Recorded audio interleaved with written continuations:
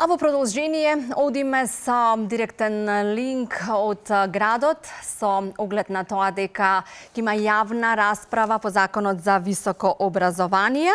Денес на линк е колешката Викторија Петровска. Добро утро. Добро утро, Оливера, добро утро за сите наши гледачи на утринската програма на телевизија Алфа. Деновиве во фокусот на јавноста е токму така новиот закон за високо образование и сите новини и реформи кои што ги носи тој со себе. Започната и јавна расправа по повод новото законско решение за високото образование, во која што академската заедница, студентите и универзитетите ќе ги дадат своите забелешки и мислења. Денес малку повеќе за новините за новиот закон за високо образование дознаваме од прво лице од Министерката за образование и наука Весна Јаневска. Министерка, ви благодарам што сте дел од утринската програма на телевизија Алфа. Добро утро. Добро утро. Ќе говориме малку повеќе за почетокот на јавната расправа за новиот закон за високо образование и сите новини кои што со себе ги носи истиот, па ете, ајде да започнеме кои новини ги предвидува новиот закон за високо образование. Има многу нешта кои променивме од стариот закон, всушност имаме комплетно нов закон. Јас секогаш почнувам од грижата за студентите и прво би рекла дека додадовме неколку значајни елементи кои им се многу важни. Првенствено дадовме предност за вработување на оние студенти кои ќе се вратат од студиите на првите 100 светски универзитети, на студентите кои се добитници на инженерски прстен и на најдобрите 10 студенти во универзитетот. Го продолживме нивниот мандат од 1 на 2 години во сите тела на факултетите и универзитетите. Дозволивме нивно вработување на проекти и ја ограничивме надокнадата која ќе ја добиваат кога се во функција на демонстратори. Всушност не ја ограничивме, туку одредивме минимум на таа плата. Сметам дека ова е многу значајно и досега одзивите се многу позитивни. Други промени се однесуваат на организацијата на универзитетите, критериумите за избор во звања. Во овој момент се дискутираат критериумите за избор на наставно-научните звања и тука имаме промени каде што бараме повеќе научна работа со објавување на научни трудови во бази на научни трудови, како што се Web of Science и Scopus. Дополнително на тоа, бараме и цитираност на овие нивни дела, на научно-истражувачкиот потенцијал на универзитетите. Бараме, изричито бара законот, всушност, интернационализација на факултетите, поврзување со други, во главном тие може да одлучат каде сакаат, но препорачливо е да е тоа во европскиот простор, да формираат или да организираат заедничка настава во правец на двојни, да речеме, дипломи и многу други промени, структурни промени, овозможуваме многу други промени кои сметаме дека ќе придонесат за покачување на квалитетот во високото образование. Во тек е јавната расправа по повод новиот закон за високо образование, што покажува досега информациите и праксата, има ли забелешки од студентите, универзитетите? Да, има и некои технички грешки во законот и ние сме за тоа благодарни, тие ќе бидат проправени, но и суштински дискутираме. Горливи теми се критериумите за избор во звања, каде што и ве не спомнав, може доживотно едно лице да биде избрано во исто звање. Тоа не се дискутира, во главном се дискутираат базите Web of Science и Scopus и H-индексот или Hirsch индексот, за кој дискутираме дали треба да е повисок или понизок. Вчера имав средба со приватните универзитети во Македонија и со нив разговаравме на некои теми кои нив ги засегаат, како што е, например, паричната гаранција, како што е бројот на факултети и институти кои треба тие да го имаат. Законот не предвидува сега да во својот состав да имаат и институти, но расправата беше плодна и вроди со заеднички резултат, каде што ние изнајдовме заеднички решенија. Денес почнува првата јавна расправа на јавните универзитети. Денес во 16 часот ние сме во посета на Универзитетот Мајка Тереза.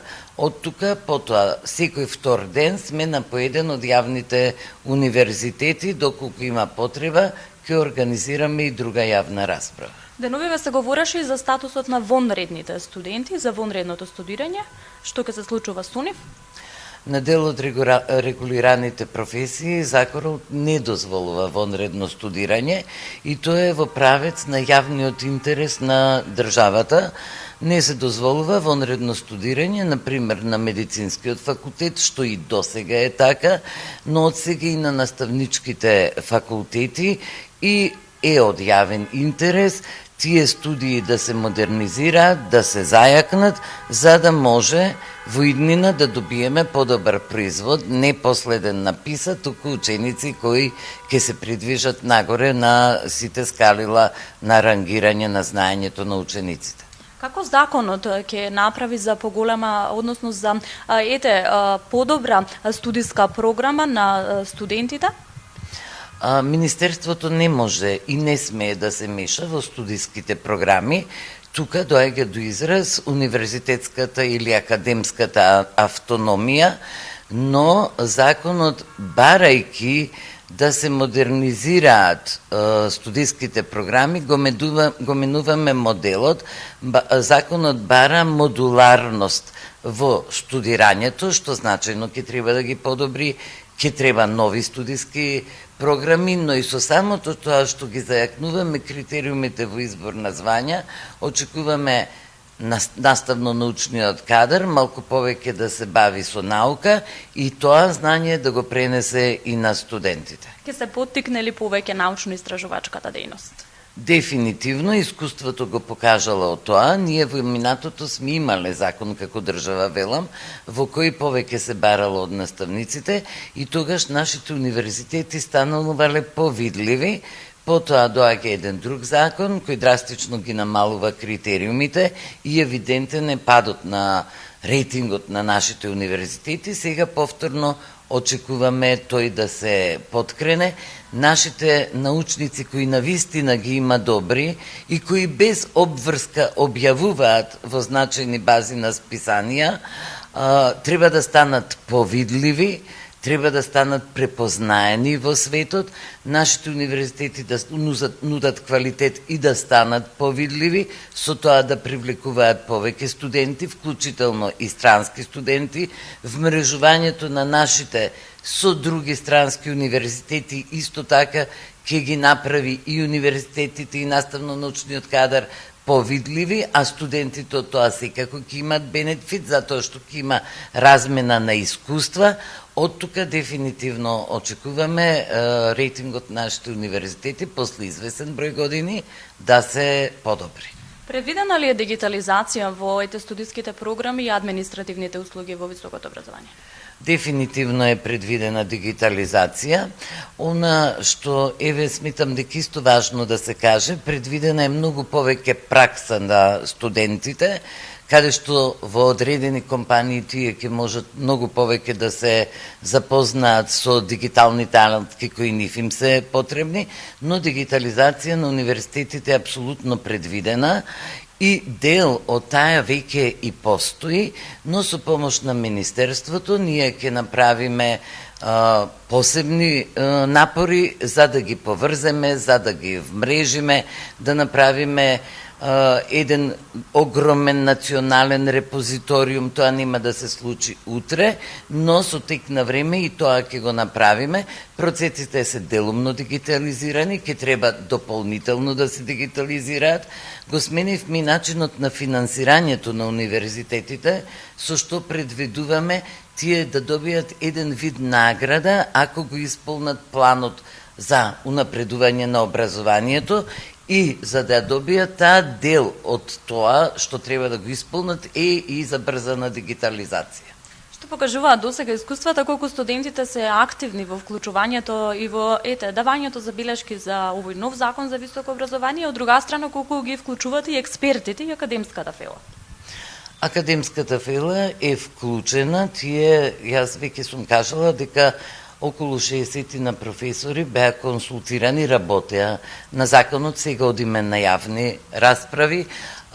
Студентите беа вклучени, веројатно малку помалку од нивните професори, но јас денес ги почнуваме јавните расправи, секако ќе се сретнам и со студентите и другите кои работеле на законот, повторно ќе се сретнат со студентите, да ги чуеме нивните мислења, иако на ЕНЕР, на владиниот ЕНЕР, каде што може да се доставуваат забелешки, студентите досега немаат забелешки.